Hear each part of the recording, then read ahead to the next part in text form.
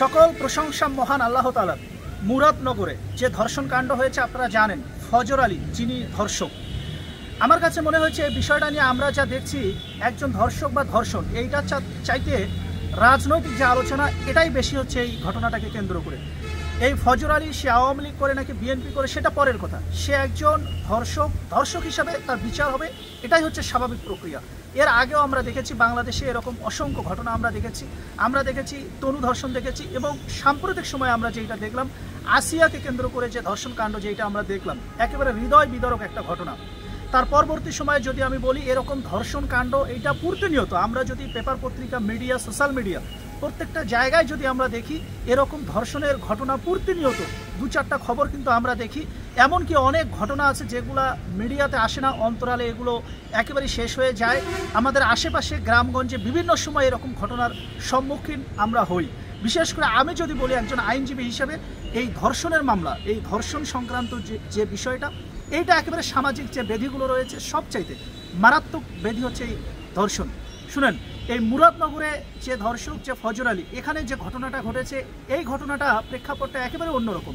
আপনারা দেখলেন এখানে যেভাবে ভিডিও ভাইরাল করে দেওয়া হয়েছে, ধর্ষণ করা হয়েছে এবং তাকে বিবস্ত্র করে যেভাবে ভিডিও করা হয়েছে।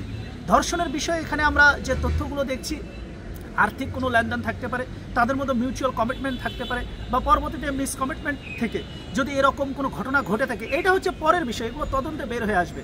কিন্তু এই যে ঘটনাটা যেটা ঘটানো হয়েছে আপনারা দেখলেন যে ভিডিও করে যেভাবে ছড়িয়ে দেওয়া হয়েছে, সোশ্যাল মিডিয়ায় যেভাবে একজন নারীকে বিবস্ত্র করে দেওয়া হয়েছে, এই জায়গা থেকে যদি বলি এইটা অত্যন্ত ন্যাক্কারজনক ঘটনা।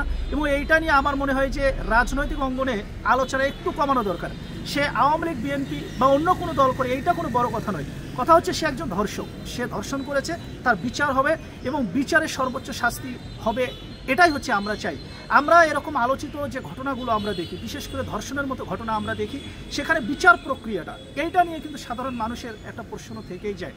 আমরা এমন কোনো দৃষ্টান্ত এখন পর্যন্ত আমরা দেখি নাই যে কোনো একজন ধর্ষককে, যদিও আইনে এটা সর্বোচ্চ শাস্তির কথা বলা হয়েছে, একেবারে মৃত্যুদণ্ডের কথা বলা হয়েছে, কিন্তু কোনো একজন ধর্ষককে যে ফাঁসির কাস্টে ঝুলানো হয়েছে এইটা কিন্তু আমরা এখন পর্যন্ত আমাদের নজরে আসে নাই, বা কোনো দৃষ্টান্তমূলক বিচার যে হয়েছে আমরা কিন্তু এরকম কিছু দেখি নাই।